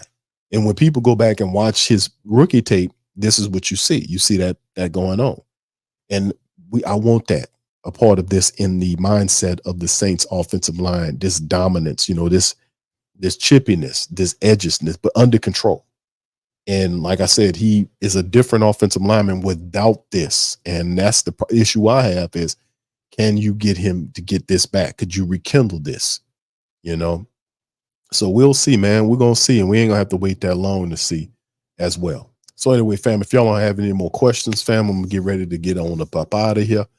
But listen, I just wanted to talk at y'all for a little bit. It's been almost 2 hours being this thing, having fun. And like I said, the good news of the day from my take is that I think that the Saints having the decision to make Fuaga the left tackle was something that we talked about here in the Great Saint Think Tank, fam. Yours truly was saying it the whole way, saying, hey, man, we need to have him at left tackle and Penning at right tackle. We need to do it, and they taking our suggestion. Because what they could have did was they could have did the same dumb shit they did last year, which is put Penning at the left side. And I knew going out like, man, no, put Ram where he belong at left side, put Penning at the right side. We would have had all this stuff. But Ram, we know the situation. This time, with Kubiak coming in, this is, in my opinion, in my estimation, this is the right way to go with the Saints tackles. Fuaga at left side, Penning at the right side, because Ram ain't gonna be good to go. But that is good news to me. So they're taking the Great Saint Think Tank suggestion, and they're taking our suggestion and moving that direction. Now, whether they keep it and keep going forward, we'll just have to monitor it and see how the situation go. But that is good news in my take, family, that they're gonna test Fuaga out at the left side. So we had to do a little detective work to figure that one out, because of the reporter's questions. We used some context clues, but we was able to get it. All right. So yeah, Jerome, what's up? Jerome said that's why Penning needs to be a guard. He's more useful putting hands on people. I don't see how he's going to be a guard. They got the guard. Like they got Ruiz is the right guard. The left guard is going to be Aliudo or Nick Seldaveri. So I don't see why we would kick him inside the guard. I mean, he ain't never played guard before. And I'm not saying that he can't play it, but I'm saying from a practical standpoint, you got to tackle, see if he can play the other side. I think he could play that right tackle. It's less pressure there at that right side than the left side. So we do have young tackles that'll be playing. We're going to have a rookie again on the blind side of the quarterback, which it does have its issues. That's why the running game is so important. With a guy that likes to hold on to the football in Derek Carr. He doesn't have a clock in his head. He'll hold on to that damn ball. So the best way to help him out is by giving him a running tack and taking the ball out of his hands, to hand the ball off. Then get the play action going. I say the same thing because that's the route, man. That is the route, the quickest route to success for the Saints offense. If they want to learn how to get the system in place and at the same very time, they be able to win games while they're implementing a new system.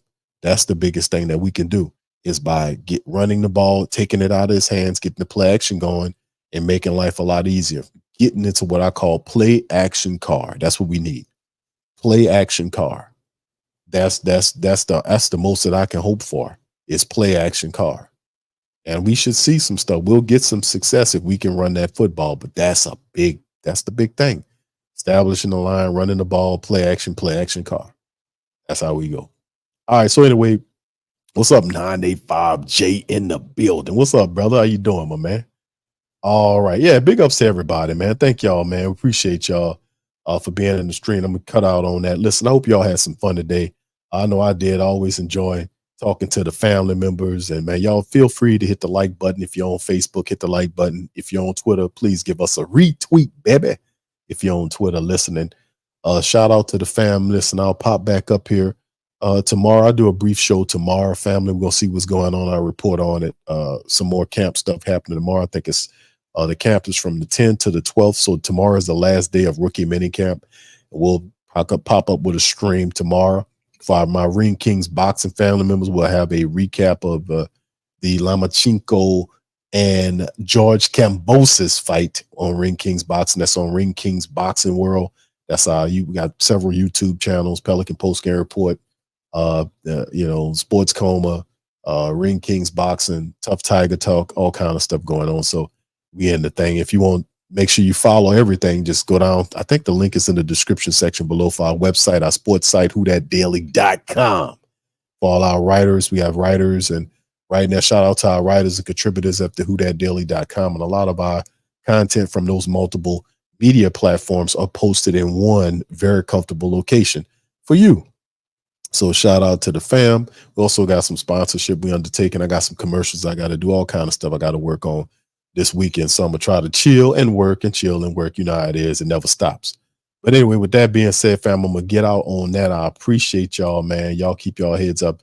Have a fantastic rest of y'all day. And I'm going to see you tomorrow, baby, on the next stream. Peace. That to you. Yeah. Boogie like Benson, I'm a who that. I'm a who that. Long as I'm living, I'm a who that. Lose or winning, I'm a who that. Sports Coma, yeah, this is where we do that.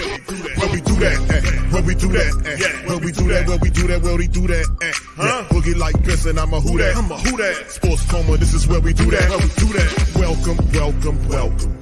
Somebody please better help. Running this thing like Elf. I thank God every day I'm not a felt. Go to YouTube Live with Big Q and the guys. If you ain't ride or die, the bandwagon get flipped. Been marching in, that was way for the ring. I was yelling out your shame for the championship. Fucking on town, duck down. Falcons, pluck, get shut down. Panthers ain't much touchdown. The vision really belong to us now. So much hate on the Saints, you could probably tell. Ever since Bounty Gate hit the NFL, when things seem fishy and you probably smell the crooked referees on Roger Goodell. Yeah, fucking like this and I'm a who that. Every day I'm living, I'm a who that. Lose or winning, I'm a who that. It's the Sports Coma, this is where we do that. Where we do that, where we do that, where we do that, where we do that, where we do that. Boogie like this and I'm a who that. It's the Sports Coma, this is where we do that. You're listening to the Sports Coma with Big Q and the guys on the PRO Media Network.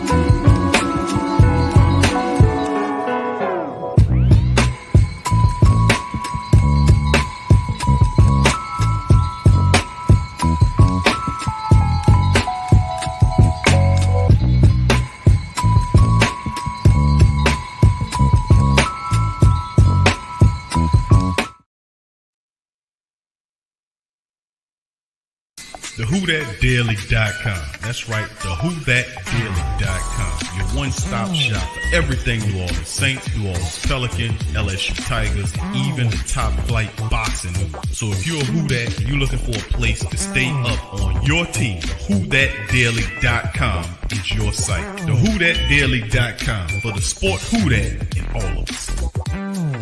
That's right, the Pro Shop is the platform store where you can go and buy all the latest merch to support the platform. Available at the Pro Shops, we have dozens of hundreds of products available for you and your family. Unisex tees for men and women, hoodies and sweatshirts, tank tops, kids and baby items, long sleeve tees, mugs, pillows, wall art, bath bedding, face masks, phone cases, stickers, bags, fanny packs, socks, hats, and many other items. Please feel free to check out the Pro Shops. The link is in the description section below. And remember, it helps the platform continue to grow. Check out the Pro Shop and Who That Too.